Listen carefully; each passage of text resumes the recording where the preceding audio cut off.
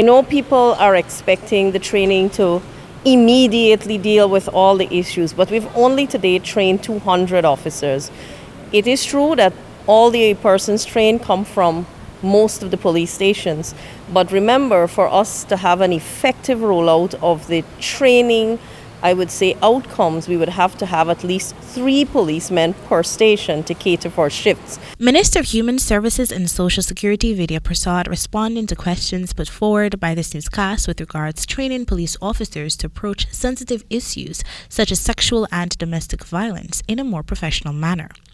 The recent death of 18-year-old Tonika Calder of Buxton, East Coast, Damara, who committed suicide on November 11 shortly after returning from the Covendon police station, has caused a number of persons to call for better training for police officers. Details surrounding the teen's death indicate that she visited the police station to report an alleged rape incident. However, that report was allegedly treated as a joke by police officers, whom the deceased relatives claimed interrogated the teen in the presence of the presumed perpetrator. Since then, the Internal Affairs Unit of the Ghana Police Force has been investigating the matter. This issue has raised staunch criticism from many quarters that police officers are not fully equipped to deal with sensitive issues, even in the light of the ongoing Cop Squad 2000 training program. However, Minister Persaud remains optimistic that the training will be fruitful.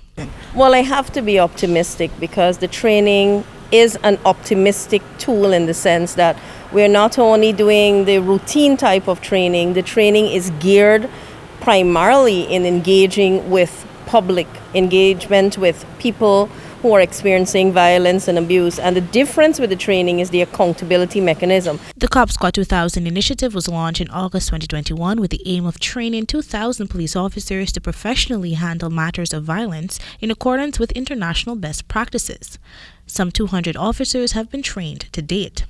The minister is cognizant of the responsibility of the lawmen to ensuring that they are always considerate when dealing with matters of gender-based violence. It's not only about the training, it's so much more, but at least we are starting to move in that direction because, as I always say when I speak to every batch of police officers who are being trained, the public has to have confidence in you at the end of the day. That's where it lies. She is adamant that no person visiting a police station to make a report should be further violated by police officers. And I know that there are rooms that are in the police stations that ought to be utilized to ensure there's confidentiality and best treatment of persons who go in there to make complaints. For the HGP Nightly News, Kendall Richmond.